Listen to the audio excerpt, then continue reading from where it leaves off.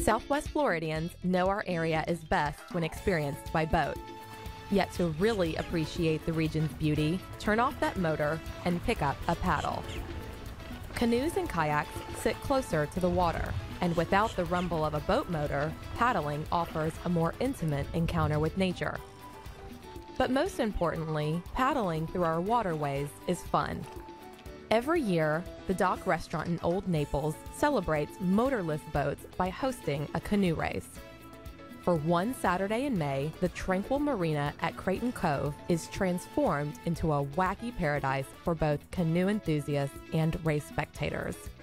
Canoe Race founder Vin DePasquale explains the race's history and why the event is legendary in Naples. The Great Dock Canoe Race got its start in 1977 at the end of the Dock restaurant's first winter season.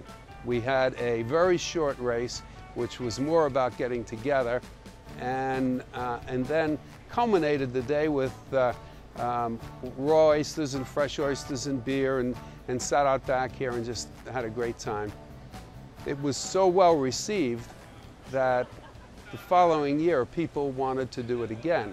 Of course, in the beginning, everybody was a little surprised. They didn't know what to expect with this, and frankly, we didn't know either. We were bringing this event around just to have some fun with it. It became embraced by the community, and we were launched into a community event. The end of season celebration is one of Naples' best-known community events. People circle the date in their calendars. Tourists even extend their vacations, all because everyone is curious about the unusual, wonderfully creative way the canoes are decorated for the theme parade. The staging area for the Great Dock Canoe Race is the cul-de-sac of Frighten, and canoes start to arrive pretty early in the morning, like around 8 or 9 o'clock, for an event that starts at 11 o'clock. Many of the theme canoes are brought in here and assembled.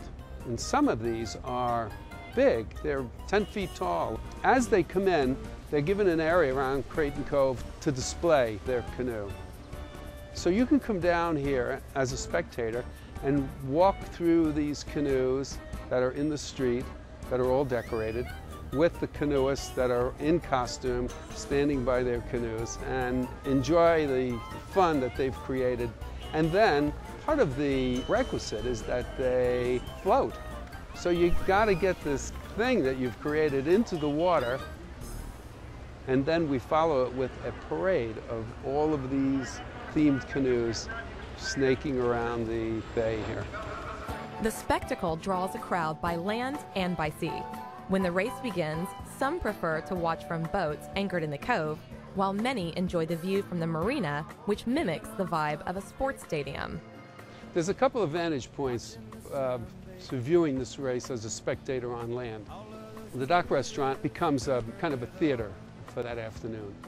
The city dock at the marina becomes a standing room only. It's a very good spot to watch the start and end of the race. You can watch parts of the race from the front at the cove and actually turn around on the dock as they maneuver around the bay. Also a Tin City, where you can sit right on the river and practically touch these canoes as they go by. Since the Great Dock Canoe Race lasts all afternoon, comfortable clothing and sunscreen are recommended. There are several races broken into categories, like the Ambitious Amateurs Race, for anyone with a canoe and a paddle.